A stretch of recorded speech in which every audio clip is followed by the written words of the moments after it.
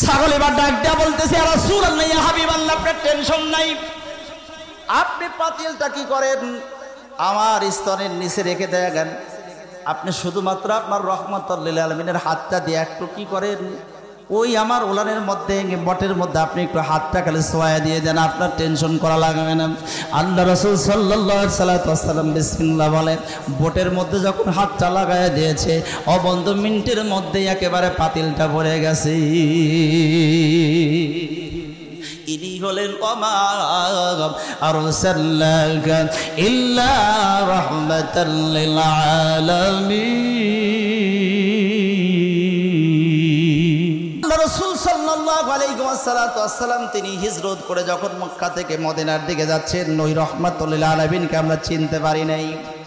মদিনার দিকে যাচ্ছেন, হযরত আবু বকর পিছনে পিছনে হেঁটে যাচ্ছেন, এমন সময় তাকায় দেখেন আল্লাহ রাসূল ছোট ছোট পাথরের উপরে পা দেয়। আবু বকর পিছন থেকে তাকায় দেখে পাথরগুলো আর পাথর নাই, সব তুলা হয়ে যায়। আল্লাহু আকবার, জোরে বলেন একবার আল্লাহু আকবার। আবু বকর মনে মনে চিন্তা করতেছেন যে আল্লাহ রাসূল পাথরের উপরে পা দেয়, পাথরগুলো তোলা হয়ে যায়, আমাকেও কি করতে হবে, একটু দেখতে হবে যে আমার জন্য পাথরগুলো তোলা হয় কিনা। আবু বকর ঠিক ওই জায়গায় পাথরের উপরে যখন পা দিয়েছে, পা দেওয়ার সঙ্গে সঙ্গে দেখলেন যে না, আমার জন্য পাথর পাথরই রয়েছে। আর একবার বলেন আল্লাহু আকবার। কেমন রাহমাতুল লিল আলামিন। ওয়ামা আরসালনাকা ইল্লা রাহমাতাল লিল আলামিন।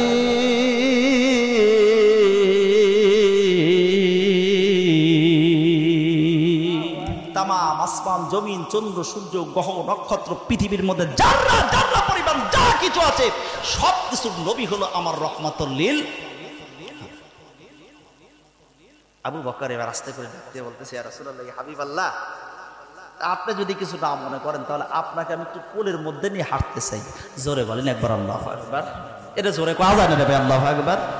আল্লাহ রাসূল তো বুঝতে পেরেছেন যে আসলে আবু বকর কেন আমাকে কোলের মধ্যে নিতে চায়। ঠিক আছে আবু বকর নাও। কোলের মধ্যে যখন নিয়ে এই যে আল্লাহ রাসূল যেখানে পাথরের উপরে পা দিয়েছিলেন, ঠিক ওই জায়গায় পাথরের উপরে যখন পা দিয়েছে, এমন সময় দেখে পাথর আর পাথর নাই, পাথরগুলো সব তোলা হয়ে গেছে। রাহমাতুল লিল আলামিন নরম হয়ে গেছে।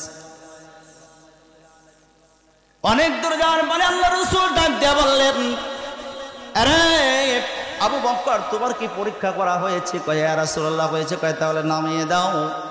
নামায় যখন দেওয়া হয়েছে, সামনে দেখে বিশাল বড় একটা পাথর, সঙ্গে সঙ্গে পাথর জবান খুলে গেছে, পাথরটা সালাম দিয়ে দিয়েছে, আসসালামু আলাইকুম ইয়া রাসূলুল্লাহ, আসসালামু আলাইকুম ইয়া নবী আল্লাহ বলে সালাম দিয়েছে। আল্লাহ রাসূল ডাক দিয়ে বলেন, রে পাথর, এই পাথর, তুমি কোথান থেকে জবানটা পাইলা? তুমি কেমন করে আমাকে সালাম দিয়ে দিলা? পাথর ডাক দিয়ে বলে, আমি একদিন নয়, 2 দিন নয়, আজকে 1400 বছর পর্যন্ত পাথর আমি এখানে আসি। আমি জানতাম আল্লাহ আমাকে জানিয়ে দিয়েছে এই রাস্তা দিয়ে আখিরি জামানার পয়গম্বর যাবে, আমি শুধুমাত্র আপনাকে সালাম দেওয়ার জন্য এখানে 1400 বছর ধরে আমি অপেক্ষা করতেছি। ইয়া রাসূলুল্লাহ, আপনি শুধু মানুষের নবী নন, আপনি জিনের নবী নন, আপনি আমি পাথরের নবী।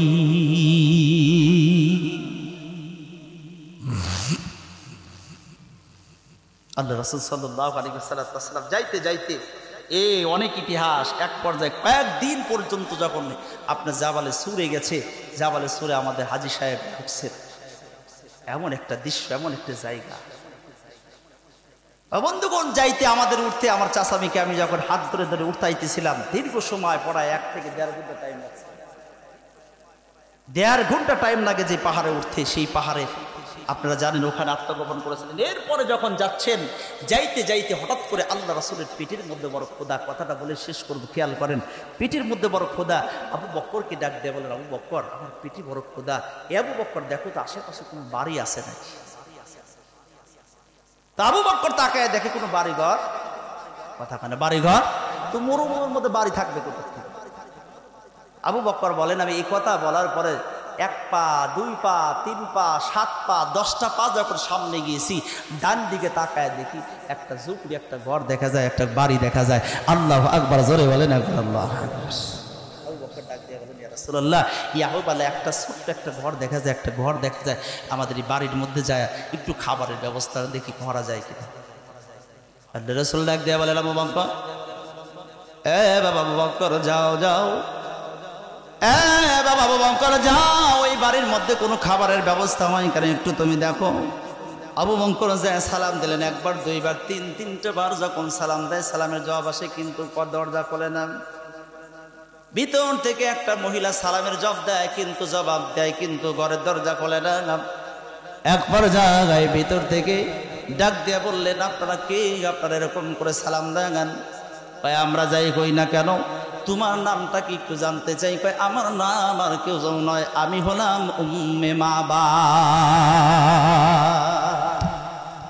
উম্মে মাবাদ, আমার স্বামীর নাম হলো আবু মাবাদ আর আমার নাম হলো উম্মে মা। আপনারা কে? আমাকে এরকম করে ডাকছেন কেন? আমরা হিজরত করে মক্কা থেকে মদিনার দিকে যাচ্ছি, আমাদের পেটের মধ্যে বড় ক্ষুধা, তোমার ঘরের মধ্যে যদি খাবারের কোনো ব্যবস্থা থাকে একটু খাবারের ব্যবস্থা আমাদের জন্য করে দাও। উম্মে মাবাদ ডাক দেয়া বলতেছে, এরে পথিক, আমার ঘরের মধ্যে তেমন কোনো খাবারের কোনো ব্যবস্থা নাই। আল্লাহ রাসূলকে বললেন, ইয়া রাসূলুল্লাহ, উম্মে মাবাদের ঘরের মধ্যে নাকি কোনো খাবারের ব্যবস্থা নাই। এই আবু বকর, তুমি এবার জিজ্ঞাসা করো দেখি ঘরের মধ্যে কি জায়গা হবে, একটু রেস্ট নেওয়ার জন্য, আরাম নেওয়ার জন্য একটু কি আমাকে সময় দিবে, একটু কি আমাদেরকে রেস্ট নেওয়ার জন্য জায়গা করে দিবে কিনা।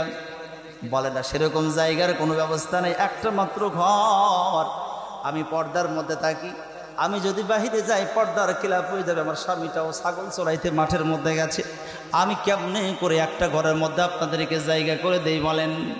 এই যুবক ভাইরা, গভীর মনোযোগ দিয়ে কথাগুলো খেয়াল করেন। এক পর্যায়ে ডাক দিয়ে বললেন যে বাড়িতে জায়গাও নাই, ঘরের মধ্যে কোনো ব্যবস্থাও নাই, খাবারেরও কোনো ব্যবস্থা নাই। এক পর্যায়ে আল্লাহ রাসূল আবু বকরকে নিয়ে যখন চলে যাবেন, আবু বকর আস্তে করে ডান দিকে তাকায় দেখে একটা ছাগল দেখা যায়। আর একবার কি জোরে বলা যায় না, একবার সুবহানাল্লাহ। ছাগল দেখতে পেলেন, আবু বকরকে ডাক দিলেন, আবু বকর, উম্মে মাবাদের ঘরের সামনে দেখো ডান পাশে একটা ছাগল দেখা যায়, একটু বলো উম্মে মাবাদকে যদি অনুমতি দেয় তাহলে ছাগল থেকে একটু দুধ দহন করে আমি আর তুমি খাইতাম। জোরে বলেন একবার আল্লাহু আকবার। উম্মে মাবাদকে যখন ডাক দেয় বলতে, পথিক, তোমরা যে ছাগলের দুধ খাইতে চাচ্ছ, এই ছাগলটা তো আনা মারিদুন, একটু অসুস্থতা একটা ছাগল। আমার স্বামী সকল ছাগলগুলো নিয়ে মাঠে চড়াইতে গেছে, কিন্তু এই ছাগলটা অসুস্থ জন্য বাড়িতে রেখে গেছে, এই অসুস্থ ছাগল কেমনে দুধ দিবে। আর একবার বলেন একবার আল্লাহু আকবার। আল্লাহ নবী আবু বকরকে ডাক দিয়ে বলেন, আবু বকর, উম্মে মাবাদকে বলো সে যদি অনুমতি দেয় তাহলে অসুস্থ ওই ছাগল থেকে একটু দুধ দহন করবার চাই। আবু বকর আবার যখন উম্মে মাবাদকে বলেছে, উম্মে মাবাদ রাগ করে ডাক দেওয়া, তোমরা কি পাগলা নাকি, অসুস্থ, ঘাসও খায় না, কেমন করে সেই ছাগলটা দুধ দিতে পারে বলো দেখি। আবু বকর বলো সে অনুমতি দিবে কিনা। ও বন্ধুগণ, এক পর্যায়ে যখন অনুমতি দিলেন, আল্লাহ রাসূল ছাগলের সামনে গেলেন, এবার পিছন দিকে ঘুরে উঠে ডাক দেওয়া বলতেছেন, আবু বকর, আবু বকর, দুধ যে দহন কর। আল্লাহু আকবার। ছাগলের জবান খুলে গেছে, জবান খুলে সালাম দিয়ে ডাক দিয়ে বলতেছে, আল্লাহ রাসূল, যে ছাগল তুমি জবান খুলে কেমনে করে তুমি আমাকে সালাম দিলা, আমার আল্লাহ আমাকে জানিয়ে দিয়েছে আপনি এই রাস্তা দিয়ে যাবেন, এই জন্য আমি অসুস্থ না, আজ 3 দিন পর্যন্ত অসুস্থতার ভান করে এখানে বসে আছি শুধুমাত্র আপনাকে সালাম দেওয়ার জন্য। চিল্লায়ে বলেন একবার আল্লাহু আকবার, আরো জোরে বলেন একবার আল্লাহু আকবার। ছাগল এবার ডাক দেয়া বলতেছে, ইয়া রাসূলুল্লাহ, ইয়া হাবিবাল্লাহ, আপনার টেনশন নাই, আপনি পাতিলটা কি করেন আমার স্তনের নিচে রেখে দেন, আপনি শুধুমাত্র আপনার রাহমাতুল লিল আলামিনের হাতটা দিয়ে একটু কি করেন, ওই আমার ওলানের মধ্যে বটের মধ্যে আপনি একটু হাতটা খালি ছোঁয়া দিয়ে দেন, আপনার টেনশন করা লাগবে না। আল্লাহ রাসূল সাল্লাল্লাহু আলাইহি ওয়াসাল্লাম বিসমিল্লাহ বলে বটের মধ্যে যখন হাতটা লাগায় দিয়েছে, অবন্ধ মিনিটের মধ্যে একেবারে পাতিলটা ভরে গেছে। ইনি হলেন ওমা আরসালনাকা ইল্লা রাহমাতাল লিল আলামিন। মুসলমান ভাইরা আমার, ইনি রহমাতুল লিল আলামিন, দুধ দিলেন তিনি খাইলেন, উম্মে মাবাদকে দিলেন, অনেক কথা। শেষ পর্যন্ত আবু মাবাদ এসে যখন দেখছেন যে বাড়ির মধ্যে একেবারে সুগ্রাণ, শেষ পর্যন্ত আবু মাবাদ আর উম্মে মাবাদ কি করলেন বলুন তো, আমাদের জানার দরকার আছে না নাই? কথা কয় না, জানার দরকার আছে না নাই?